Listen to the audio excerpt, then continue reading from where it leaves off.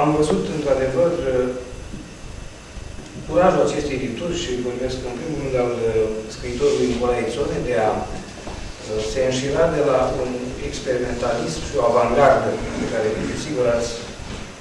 remarcat-o prin anumite nume și titluri și până către cărți ale clasicilor, până către manuale de literatură sau cărți de interviuri oferite de către manualelor clasice ale literaturii și până la includerea cărții pe care am propus-o pentru această seară, Totul pe roșu, în acest eșichier oferit nouă astăzi de către domnul Nicolae Țone. În ceea ce mă privește, ieri am văzut și eu pentru prima dată acest volum. Am reușit să-l parcurg aseară o bucată, astăzi o bucată, desigur nu liniștea pe care o cere un volum, într-adevăr, pretențios la prima vedere, la 170 de pagini, la un debut. Un volum în care personal l-am văzut pe Radu Tudor Cernei și vă spun cu această ocazie că este absolvent de medicină la Iași, că este doctorand în medicină în America și că face parte din această largă și generoasă familie a poeților de pe internet, această familie de poeți de pe internet, din care s-a născut și Cenacul Virtualia, pe care îl pornim pentru anul acesta, în această seară. Spuneam că e vorba de un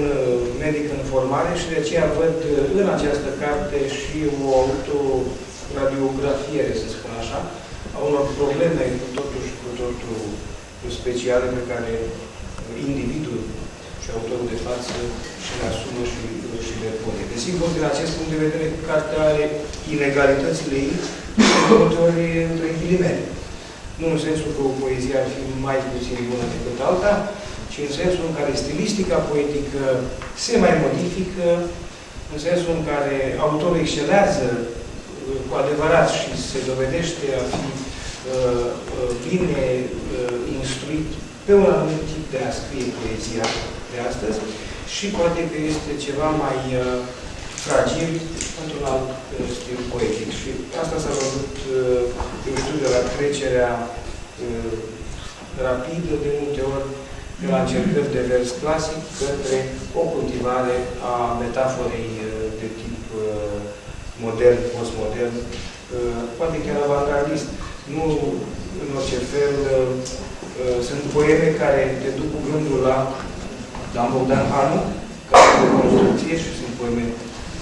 mai largi, mai ample, sau sunt